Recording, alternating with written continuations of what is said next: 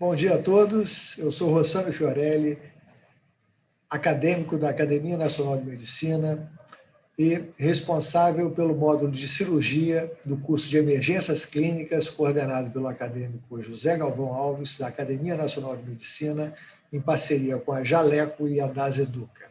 Hoje nós estaremos finalizando o módulo de cirurgia com duas apresentações do meu querido acadêmico Arno von Richthofen. Acadêmico Arno von Richthofen é membro titular da seção de cirurgia da Academia Nacional de Medicina e professor responsável pelo curso de pós-graduação em cirurgia vascular e endovascular da Pontifícia Universidade Católica do Rio de Janeiro.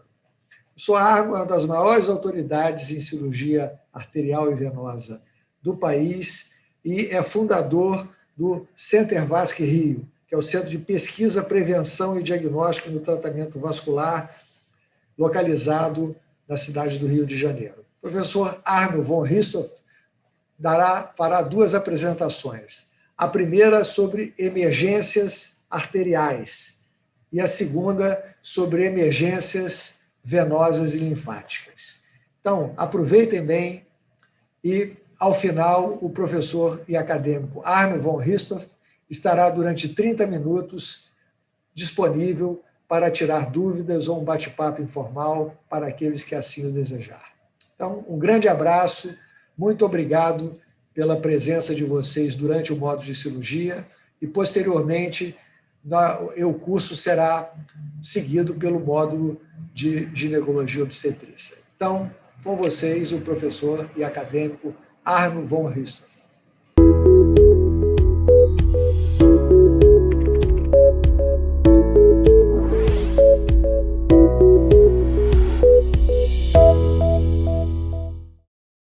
Bom dia, é com grande prazer que eu participo do curso Emergências Clínicas da Academia Nacional de Medicina, abordando hoje emergências vasculares arteriais, venosas e linfáticas. Gostaria de agradecer o convite do professor José Galvão e do professor Fiorelli, que gentilmente nos convidaram a abordar esses temas. São temas muito extensos, de forma que nós vamos ter que ir bastante rápido. Esse é o nosso grupo na Universidade Católica do Rio de Janeiro, do Center Vasco. A angiologia, seu braço cirúrgico, a cirurgia vascular, são especialidades que têm uma peculiaridade presente em poucas outras. Elas estendem a sua ação por toda a extensão do corpo humano. Assim, atuamos desde o couro cabeludo, trabalhando em angiomas, por exemplo, até os pés, tratando das prevalentes alterações tróficas, passando por outros órgãos do organismo e sistemas do organismo. Todo segmento que tem a circulação ativa recebe a nossa atenção. Isso significa realmente o corpo todo. Isso explica a ampla variedade de enfermidades que são objeto da nossa atenção. Moisés, há mais de 3.000 anos, já dizia: a vida de toda carne é o seu sangue. Nós vamos abordar inicialmente as emergências arteriais. Aqui os senhores têm listadas as mais importantes. Não são todas, mas realmente são as mais importantes. Nós vamos abordar cada uma rapidamente. Inicialmente, a síndrome aórtica aguda tem apresentações clínicas variadas, todas elas de extrema gravidade, com as dissecções aórticas, as síndromes de má perfusão, a ruptura da aorta torácica, da aorta abdominal, os aneurismas e assim por diante. A dissecção, a ruptura e a oclusão arterial aguda envolvendo a aorta são situações de emergência com um alto risco de vida. Os senhores têm aqui imagens específicas de várias delas. Então, nós vamos falar um pouco sobre a dissecção clássica do tipo A, quando a aorta ascendente está envolvida, do tipo B, quando ela se inicia na aorta descendente e na aorta abdominal, as úlceras penetrantes aórticas e o hematoma intramural aórtico, que são variedades da dissecção aórtica, os aneurismas aórticos rotos, o trauma aórtico e o atrioembolismo. A dissecção aguda da aórtica é a causa mais comum da síndrome aórtica aguda. Ela ocorre em áreas de maior estresse hidráulico, nomeadamente a parede lateral direita da aorta ascendente, normalmente imediatamente após a válvula aórtica, e na aorta descendente junto ao ligamento arterioso, na dissecção do tipo B. A dissecção do tipo A tem uma história natural, um prognóstico muito grave, ela é altamente letal, tem uma mortalidade de 1 a 2% por hora, o que significa que em 2 dias praticamente todos os pacientes estarão mortos, se não forem tratados. Sem cirurgia, a mortalidade excede a 50% em um mês. A indicação de cirurgia é imediata em praticamente todos os casos. E eu preciso dizer que não existe dissecções aórticas tipo A assintomáticas. A dissecção tipo B, ela perfaz cerca de 1/4 a metade das dissecções aórticas agudas em diferentes relatos da literatura. Ela é menos letal, mas mesmo assim ela tem uma mortalidade em 30 dias em torno de 25% nos pacientes com complicações. E nos pacientes, mesmo que não tenham complicações, tem uma mortalidade ainda de 10%. O tratamento normalmente padrão é o tratamento farmacológico otimizado, e é diferente da cirurgia, do tratamento da dissecção aórtica tipo A. Na tipo B, a cirurgia atualmente só é indicada na vigência de complicações presentes. Os aneurismas agudos da aorta torácica são entidades também extremamente graves, têm uma incidência de 6 pacientes por 100 mil habitantes por ano. A maioria dos casos são assintomáticos até que ocorra a ruptura.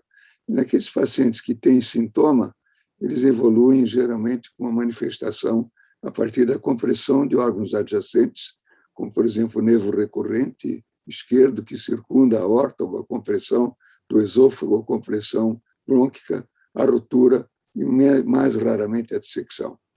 A sobrevida em 5 anos é muito ruim, somente 13% sobrevive 5 anos depois do diagnóstico. Essa dilatação é muito pior nos indivíduos que têm hipertensão não controlada, ao contrário da aorta abdominal, em que às vezes a gente tem um tempinho para poder operar o doente. A ruptura do aneurisma torácico geralmente é fatal e o prognóstico é muito pior que o aneurisma da aorta abdominal roto. O tratamento endovascular do aneurisma da aorta torácica veio revolucionar a cirurgia, o tratamento dessa entidade, respeitadas as limitações anatômicas. Ele é um método seguro e factível, e o cirurgião vascular está habilitado a realizar o seu tratamento. Já ao nível da aorta abdominal, o aneurisma aórtico mais comum é localizado no segmento infrarrenal da aorta abdominal. Os senhores veem aqui que realmente o prognóstico também é ruim, e nós temos algumas dúvidas aqui apresentadas em vários estudos populacionais, em que nós perguntaríamos se seria maior a sobrevida com tratamento endovascular ou com reparo aberto. Hoje em dia, se estiverem disponíveis os materiais para o tratamento endovascular, esse é o tratamento que tem melhores resultados e também com bom resultado em longo prazo. Aqui nós vemos aqui um quadro clínico exuberante de um paciente obeso já pela sua própria natureza, mas com aneurisma aórtico roto. Os senhores veem a tomografia, que é o exame que hoje em dia praticamente é realizado mesmo antes da chamada do cirurgião vascular, em que nós vemos esse grande hematoma retroperitoneal com a aorta aqui rota, com extravasamento de contraste, e aqui a abertura do retroperitônio com a presença de sangue na cavidade retroperitoneal. O importante nesses casos é que, uma vez feito o diagnóstico, esse paciente deva ser preparado na sala de operação e, muitas vezes, ele pode ser abordado hoje em dia até através de anestesia local. Nós não devemos drenar a sonda vesical, ela é passada a mangueira fechada para manter o mais possível o já parco tamponamento retroperitoneal. Existe esse algoritmo que está publicado por nós em vários livros e que eu recomendo aos interessados que analisem e que estudem exatamente a conduta. Eu gostaria de chamar a atenção que o mais importante é chamar quem possa fazer o tratamento e tratar esse doente já diretamente dentro do centro cirúrgico, não perdendo tempo levando o paciente para a unidade de terapia intensiva. Outra conduta muito importante é que nós devemos evitar a transfusão de sangue nesses pacientes, nós devemos evitar drogas vasoativas, nós devemos manter eles sob uma hipotensão hemostática até que o tratamento definitivo possa ser instalado com a oclusão da aorta. De preferência, esses doentes também não devem ser entubados, porque o relaxamento da parede abdominal vai fazer com que ele sangre mais e muitas vezes sanguine. Em relação à oclusão arterial aguda, nós temos que é um evento que usualmente ameaça seriamente a vida quando ele envolve a aorta. Imaginem um êmbolo do tamanho que vai ocluir a aorta abdominal, geralmente é do tamanho de um ovo de galinha. Né? Êmbolos menores vão se localizar mais na periferia. E a etiologia pode ser embólica, geralmente de origem cardíaca, ou também trombótica por atriotrombose. Mas um êmbolo que oclui uma aorta abdominal, sobretudo terminal, como esse que nós estamos vendo na figura central, que é um trombo intraventricular em uma área de infarto agudo do miocárdio. Vocês veem a área aqui de sofrimento agudo do miocárdio, nesse caso, é um espécime pós-mortem, que poderá levar a uma oclusão total da aorta abdominal. Então, são pacientes muito graves, com uma situação clínica dramática, em que, geralmente, a anamnese e o exame físico fecham o diagnóstico. Dor de instalação aguda, impotência funcional dos membros inferiores, frialdade, ausência de pulsos, desde as femorais associados à arritmia cardíaca, selam o diagnóstico. Nas tromboses arteriais agudas a nível da aorta, o quadro clínico pode ser menos dramático, mas o exame físico é semelhante. Então, o importante é agir rapidamente, revertendo a isquemia. Subindo em relação anatômica, em relação aos acidentes vasculares cerebrais de origem extracraniana, nós sabemos que a estenose carótida ocorre simultaneamente com outras patologias degenerativas, especialmente as doenças vasculares. Elas apresentam um alto índice de acidente vascular encefálico isquêmico, quando tem um grau de obstrução elevado, e cerca de 1/3 dos acidentes vasculares encefálicos isquêmicos tem origem na circulação extracraniana. E, na grande maioria das vezes, o foco de origem é a bifurcação carotídea, mais da metade dos casos. Então, quando é que nós podemos intervir? Aqui nós estamos vendo uma placa móvel visibilizada por um ecodoppler durante um estudo da bifurcação carotídea. Então, nós todos dependemos do estado neurológico, do estágio classificado, nós usamos a escala de Rankin modificada, e o tamanho do infarto cerebral. Isso nos permite, inclusive, que nós possamos interagir e tratar esse paciente, inclusive na fase aguda. Hoje em dia, os métodos de diagnóstico por imagem permitem um estudo anatômico, etiológico e anatomopatológico muito precisa, muito rápido, que, auxiliado e ajudado por um diagnóstico clínico laboratorial, possibilita uma ação eficaz, como nesse caso, numa paciente que apresentava várias isquemias de origem ateroembólica carotídea no seu hemisfério cerebral direito, o ecodoppler mostrando uma placa com uma estenose grave importante, a angiorressonância magnética mostrando tratar-se de uma lesão crítica, permitindo que essa paciente fosse tratada quase que imediatamente. Uma das situações mais graves que nós temos na circulação é a isquemia mesentérica aguda. É uma patologia que, embora infrequente, determina uma hiperperfusão do intestino, ocasionando um quadro clínico grave, com alto índice de morbidade e mortalidade, que chega a 70%. É mais frequente em mulheres, em idade mais avançada, e diretamente correlacionada com comorbidades dos pacientes. Essas etiologias podem ser embolia e trombose, isquemia não oclusiva e também trombose venosa mesentérica. O sucesso do tratamento depende, sobretudo, da velocidade em que é feito o diagnóstico e o acesso a um tratamento efetivo. Se nós tratarmos esse doente rapidamente, nós teremos uma viabilidade intestinal que chega a 100%, mas que cai para 18% se nós demorarmos mais de 24 horas. A apresentação clínica inicial normalmente é muito inespecífica, dificulta o diagnóstico. Aqui os senhores veem um caso de uma tomografia mostrando exatamente a oclusão da artéria mesentérica superior.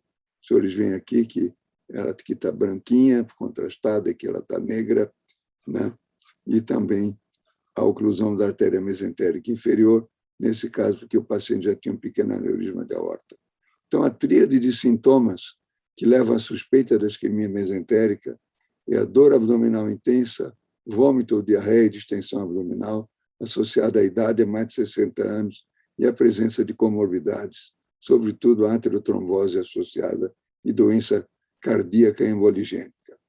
O diagnóstico é muito auxiliado pela angiotomografia computadorizada, que nos dá uma sensibilidade muito elevada, com alta especificidade, permitindo um tratamento precoce pela revascularização. Aneurisma das artérias viscerais, que antigamente se julgava serem muito raros, eles são mais frequentes, hoje em dia têm sido diagnosticados com maior número, sobretudo pela disseminação dos exames de diagnóstico por imagem. Aqui se origina um aneurisma roto de artéria esplênica, o aneurisma e o grande hematoma reto-peritoneal, e aqui as artérias e a prevalência dos quais os aneurismas são encontrados. É um quadro clínico que se assemelha ao aneurisma da aorta abdominal roto, mas, de uma maneira geral, os pacientes são mais jovens e não têm tantas comorbidades, mas, ao passo que o tratamento eletivo, a mortalidade, pelo menos em nossa experiência, é de 0, nós não temos nenhum caso, graças a Deus, de nenhuma mortalidade, mais de 200 casos tratados, se o tratamento na fase da ruptura chega a 40%. Então, esse algoritmo também está publicado na publicação do professor José Galvão, que vários de vocês têm, no último livro de doenças do abdômen, em que nós vemos aqui exatamente qual a conduta nos aneurismas viscerais assintomáticos, que, felizmente, são a maioria dos que nós diagnosticamos no momento. O pé diabético é um verdadeiro terror. Eu chamo a atenção aqui que tem colaboração de vários autores, a maioria deles foram meus discípulos ao longo dos quase 50 anos de dedicação à cirurgia vascular e fazem parte de um livro que será prestado no Prelo sobre urgências vasculares. Então, o diabetes é uma doença de alta prevalência, acomete quase 10% da população e muitos desses pacientes vão sofrer, pelo menos uma vez na vida, uma internação à custa de lesão nos seus pés.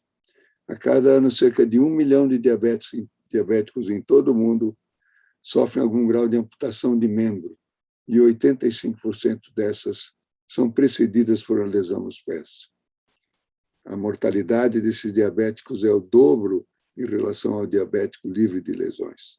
Taxas de óbito são elevadas e chegam até a 70% no 5º ano pós-cirúrgico. Aqui os senhores veem uns exemplos típicos de lesões dos pés dos diabéticos, algumas delas conhecidas como o clássico mal perfurante plantar. A única forma efetiva de evitar essa tragédia é a prevenção. Então, os 5 pontos fundamentais na prevenção são, em primeiro lugar, identificar o pé em risco, inspecionar e examinar regularmente esse pé. Muitas vezes pela família, que muitos desses pacientes têm uma visão muito prejudicada e eles têm neuropatia e não sentem adequadamente o pé e, sobretudo, não sentem dor.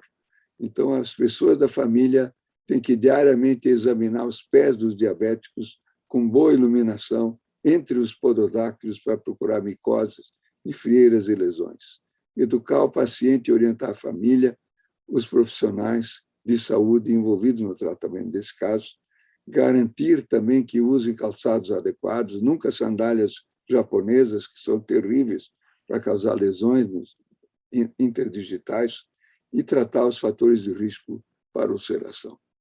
Eu tenho certeza que isso foi uma aula muito rápida, mas o objetivo dela é fazer uma abertura de olhos, um abrolhos aos clínicos em geral, para que entendam a magnitude que as doenças vasculares ocupam dentro da saúde populacional em geral, e lembrando aqui que 28% das causas de óbito da humanidade são causadas por distúrbios circulatórios, sejam elas o infarto agudo do miocárdio, o acidente vascular cerebral, as doenças arteriais periféricas, em todas as suas manifestações. Muito obrigado. Eu gostaria agora de abordar o trauma vascular de uma forma geral. Essa apresentação tem a colaboração do Dr. Daniel Leal. E quando nós temos um trauma vascular, o que imediatamente vem à mente? Gravidade. né? Durante séculos se sabe que a presença de uma lesão vascular era determinante muitas vezes entre a vida e a morte. Aqui nós temos 3 exemplos, 2 de ferimento por arma branca, terríveis, né? No precórdio, no pescoço, e na imagem do centro, uma radiografia simples de tórax de um paciente com ferimento por projetil de arma de fogo que atingiu a porção superior do tórax com fratura de clavícula, hemotórax, desvio de mediastino e certamente uma lesão da artéria subclávia proximal. Então, a primeira coisa que a gente tem que ter em mente é que sempre que encontrar um sangramento maciço, não é o nosso sangue. Então, nós temos que manter uma frieza de pensamento e ação para conseguir resolver o problema. Primeira coisa, nós temos que ter, todos os cirurgiões que se dedicam ao trauma e todos os clínicos também têm que ter conhecimento dos protocolos do ATLS, que realmente foi um grande progresso no tratamento do trauma de uma forma geral. Nós temos que perguntar a todos os envolvidos, quem está também no transporte do paciente, qual foi a etiologia do trauma, como é que ele ocorreu, o tempo entre o trauma e o atendimento, como é que esse paciente foi transportado, se ele foi trazido por meio, se ele veio por meios próprios, foi trazido por particulares, por ambulância, por bombeiros, fazer o roteiro ABCDE do ATLS e tentar ter conhecimento sobre patologias pregressas relevantes e também sobre o uso de medicações e drogas, o que nem sempre é possível. Então, no trauma, se subentende que o paciente tenha que sofrer uma avaliação por uma equipe multidisciplinar, multiprofissional, para que possa decidir, então, quem vai ser o profissional mais diretamente envolvido com aquele caso específico. De uma forma geral, o emergencista é apoiado pelo cirurgião geral e pelo ortopedista, o traumatologista, né? E as equipes de apoio, então, são as especialidades, dentre as quais uma das mais importantes é a cirurgia vascular, associada a todas essas outras que estão aqui listadas. Então, o tipo de trauma vascular ele pode ser penetrante, contuso, ou, infelizmente, cada vez mais iatrogênico. Nós temos que ter ideia da energia, da etiologia do trauma, a energia cinética, a presença de lesões associadas, o grau de contaminação, o grau de sangramento, quanto o paciente perdeu de volemia, o tempo que ele ficou isquêmico, saber exatamente nos traumas penetrantes quais foram os agentes lesivos, o trauma contuso, né, qual foi o tipo de trauma, a desaceleração, por exemplo, o indivíduo que está dentro de um automóvel e que subitamente bate num alvo fixo, né, um poste, um muro, ele pode ter uma ruptura aórtica e assim por diante, né? E no trauma iatrogênico, acidentes de punção são cada vez mais frequentes. Nós temos muitos problemas atualmente por causa do Covid com a utilização do ECMO, que é a circulação extracorpórea, lesões causadas por balão intraórtico e também pela monitorização invasiva. Então, aqui nós temos a localização dos traumas. Nós vemos que o trauma mais frequente é nas extremidades, mas os mais graves, de uma forma geral, são os traumas cervical, o torácico e o abdominal. Eles ocorrem um percentual menor. Certamente o trauma torácico é menor, porque a grande maioria deles, na verdade, falece na cena do acidente ou do crime, né? Então, as manifestações clínicas que o paciente vai apresentar são diretamente proporcional à gravidade da lesão. Esse é uma figura do livro que nós publicamos em 1983, de trauma, se mantém perfeitamente atual, em que nós vemos que o trauma direto pode causar hemorragia, trombose ou isquemia, a contusão pode causar dissecção, trombose, mais raramente hemorragia, se que haja uma ruptura da artéria, e fraturas e luxações podem causar compressões ou trombose. Existem algumas luxações que são clássicas como causadores de lesões vasculares, como nós estamos vendo aqui na figura, né? Então, a luxação de joelho, a luxação de tornozelo, o ombro lesando a artéria axilar e o cotovelo lesando a artéria braquial. E certas fraturas também levam muito frequentemente a lesões vasculares, como o terço distal do fêmur, do platô tibial que tipicamente lesa o tronco tíbio-peroneiro e a artéria poplítea distal, a fratura cominutiva de tíbia e fíbula também, e o húmero artéria braquial. Então, quando suspeitar de um trauma vascular, é muito importante que nós façamos uma busca ativa de sangramento ativo, sobretudo se o paciente se encontra em choque. A isquemia do membro ela deve ser avaliada pensando no 6S, que em inglês seriam dor, palidez, dormência, paralisia, ausência de pulso e frialdade. A presença de hematoma, se ele é pequeno, se ele é estável, se ele é expansivo, é pulsátil, pensando logo uma lesão arterial não controlada, e mais raramente uma fístula arteriovenosa. Então, uma pergunta muito importante que pode existir lesão vascular e ter pulso distal palpável? Incrivelmente, sim. Cerca de 1/4 dos pacientes com lesão vascular podem apresentar pulso distal palpável. Então, esse é um achado que é pouco importante. Ele deve, se nós tivermos as outras manifestações clínicas, nós devemos, sim, fazer uma busca ativa para a presença de lesão vascular, porque ela pode ser a determinante da vida ou da morte do paciente, ou da preservação ou não da sua extremidade. Nós temos algumas pegadinhas no trauma vascular. A primeira eu já abordei. Então, a ausência de pulso distal sempre indica lesão vascular? Também não. Nós podemos ter o paciente em choque hipovolêmico, extremamente vasocontraído, e aí ele não vai ter pulsos periféricos, mas não tem lesão vascular. E pequenas lesões vasculares podem passar despercebidas? Sim. Lesões incríveis, como por uma ruptura traumática da aorta torácica, podem ser despercebidas até o momento em que o paciente exanguina por uma ruptura final da sua aorta.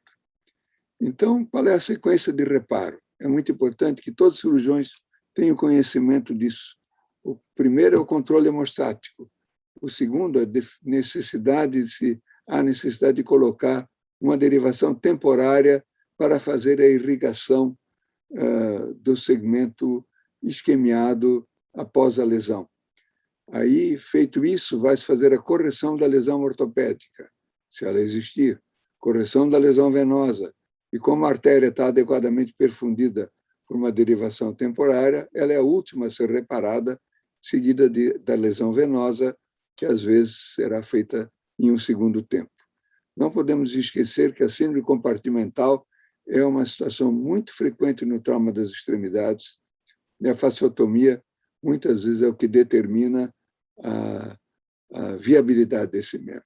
Os mais antigos todos vão se lembrar do João do Pulo, que foi um grande atleta olímpico brasileiro, que teve uma lesão de hipoplítea e que foi tratado adequadamente da reconstrução vascular, mas não foi feita fasciotomia. Ele evoluiu com uma síndrome compartimental e acabou perdendo o seu membro inferior, que tanta alegria trouxe ao povo brasileiro. Não esquecer também de cobertura da reconstrução vascular com os tecidos de partes moles, porque vasos e nervos não podem permanecer descobertos. As considerações finais, então, a primeira regra no controle do sangramento é escolher a opção hemostática mais simples. E a opção hemostática mais simples é a compressão manual. E eu digo sempre que o dedo é muito mais poderoso do que um clamp. Clampear uma artéria sem saber o que nós estamos fazendo é realmente proibido. O diagnóstico e tratamento rápido são determinantes da viabilidade do membro e a sobrevida, e o conhecimento da anatomia e a técnica são fundamentais no reparo vascular. Muito obrigado. Vamos entrar, então, rapidamente aqui na iatrogenia. A iatrogenia tem a colaboração especial do Dr. Alberto Vesco, do Dr. Bernardo Macieri, do Dr. Carlos Peixoto e do Dr. Henrique Salas, que colaboram conosco na pós-graduação da PUC e que vamos abordar, então, a iatrogenia, que é qualquer ato realizado pelo médico que determina incapacidade ou complicações ao paciente. É cada vez mais frequente, todo mundo está abrindo o olho para isso e é uma situação que torna muito complicado, muitas vezes, a vida de muitos colegas e, curiosamente, a introdução das funções vasculares, arteriais e venosas guiadas por eco, em vez de reduzir, na verdade, vocês vão ver, aumentar o número das iatrogenias e coisas incríveis são observadas por nós ao longo dos anos, como, por exemplo, um nó que foi realizado com fio-guia, uma tentativa de punção da veia subclave esquerda somente para trazer um exemplo aqui. Então, essas funções arteriais são todas elas feitas em sítio anatômico totalmente inadequado. A função da artéria femoral para a colocação de um catéter, a função de uma veia femoral para a colocação de uma catéter de infusão venosa tem que ser feito na veia e na artéria femoral comum, ao nível da região inguinal, onde existe um envelope facial formado pelo fascículo pectíneo e pelo fascia lata, que controla o sangramento. Essas funções aqui, na primeira, aqui na artéria femoral superficial proximal, na segunda também, e a terceira no meio da coxa, são totalmente inadequadas e que certamente todas trarão complicação. E também a falta de conhecimento anatômico, que os senhores veem, que nós chamamos, no jargão, a síndrome de Lorenzetti, parece um chuveiro de tantas funções que nós temos aqui, ou coisas incríveis, como a punção acidental da artéria carótida numa tentativa de cateterismo de artéria jugular, ou o implante de um catéter de hemodiálise 12F dentro de uma artéria femoral, em vez de estar na veia femoral. Aqui vocês veem mais uma. Olha só a grande quantidade de punções. Isso certamente denota a falta de conhecimento anatômico, gerando um pseudaneurisma nessas dimensões, como vocês estão vendo aqui, que é realmente muito grande, com 4 centímetros de diâmetro na artéria subclávia, que, se roto, poderá levar ao examinamento do paciente. Aqui um hematoma gigante do pescoço, em tentativa de um paciente anticoagulado. Anticoagulados, os pacientes podem ser puncionados, mas tem que ser realizado com muita destreza, muita precisão, por uma punção única da parede anterior do vaso, eco-guiado, com extremo cuidado. É como se diz uma vez, tem uma bala para matar o tigre. Então, esse é o tamanho, a dimensão desse hematoma retroperitoneal gigante, levando à descompensação do paciente. Aqui, os fios guias devem ser introduzidos com extremo cuidado e sem nenhuma... Não se pode fazer força nessa introdução. Aqui os senhores veem aqui um catéter que perfurou a veia inominada esquerda e que está instalado no mediastino. Aqui uma injeção de contraste feita por nós, o senhor Dr. Daniel Leal, que operou esse doente. Os senhores veem que o catéter está todo no mediastino, a infusão de líquidos, em vez de estar sendo feito no território intravascular, está sendo feito no mediastino. Aqui os senhores veem uma dissecção extensa e uma punção inadvertida da artéria subclávia, uma tentativa de punção venosa. Tudo isso aqui é uma lâmina de dissecção que levou, obviamente, à trombose da artéria. E aqui um pseudaneurisma femoral, também decorrente de uma punção e que não foi feita a compressão adequada depois da retirada do catéter arterial. Nós vemos aqui um hematoma volumoso com descompensação hemodinâmica, uma tentativa de punção venosa profunda femoral, um paciente anticoagulado, em que a quantidade de sangue teve que ser retirada, que o paciente estava descompensado e que chegou a encher uma bacia. Nós também temos que, nessas funções inadvertidas, o paciente pode desenvolver uma síndrome compartimental. Esse catéter foi retirado, não foi comprimido adequadamente o braço, e os senhores veem que a infusão, o sangramento dentro dos compartimentos osteofaciais fechados leva a uma síndrome compartimental extremamente grave que requereu uma cirurgia importante, como os senhores veem aqui. Mas um outro caso com um hematoma, os senhores veem um ecodoppler e, de repente, vai aparecer o volumoso pseudaneurisma associado que nós tínhamos, nesse caso específico, de uma função arterial comprimida. Existem situações assim no paciente anticoagulado também, como esse paciente que estava anticoagulado e sofreu uma extração dentária. O senhor vê isso que ele tem na boca, na verdade, é um gigantesco hematoma, que só parou de sangrar quando o hematoma adquiriu essas dimensões, e ali um hematoma no dorso da mão, numa punção venosa em paciente anticoagulado. São situações realmente inadmissíveis. Um problema que nós vemos cada vez mais, e sobretudo vimos agora muito na infecção por Covid, são as necroses de extremidades relacionadas ao uso de infusão prolongada de aminas simpático-miméticas para o tratamento de choque. É uma situação difícil, muitas vezes levando a gangrena das 4 extremidades, como nós estamos vendo aqui, e a maioria desses pacientes não sobrevive, mas esse aí sobreviveu e perdeu grande parte dos seus pés e praticamente todas as suas mãos, ou até situações como essa dessa criança, em que acabou falecendo, mas os senhores estão vendo que ele tinha gangrena em todas as extremidades. Imagina como estarão os órgãos internos. Situações intraoperatórias e atrogenia, nós vemos que podem ser extremamente graves, como nessa aqui, uma artéria poplítea que está errado, é a artroplastia total de joelho. Os senhores veem aqui, a artéria poplítea foi cerrada, e aqui, numa fixa instrumentação da coluna tóraco-lombar para a escoliose, houve 2 perfurações da aorta por parafusos nessa adolescente. Situações muito difíceis. Aqui uma situação, no caso operado pelo Dr. Bernardo Massieri, em que um desses parafusos perfurou a artéria poplítea, levando a um quadro hemorrágico e isquêmico. Então, os médicos que se dedicam aos procedimentos invasivos intra-hospitalares devem perseguir realmente uma formação adequada para adquirirem conhecimentos sólidos anatômicos da fisiopatologia e da técnica dos métodos de diagnóstico por imagem que são utilizados nessas atividades, sobretudo ultrassom vascular, e não achar que isso é simplesmente uma forma a mais de realizar esse tipo de tratamento. A iatrogenia deve ser prevenida, diagnosticada e tratada, e imediatamente reportada com ética e coragem, o que muitas vezes não é feito. Há necessidade de equipes disponíveis, capacitadas a abordar essas lesões com proficiência. E a nossa especialidade é uma das mais envolvidas nessa situação. O mais importante é a rapidez no diagnóstico, reconhecendo a complicação e não a escondendo. Muito obrigado.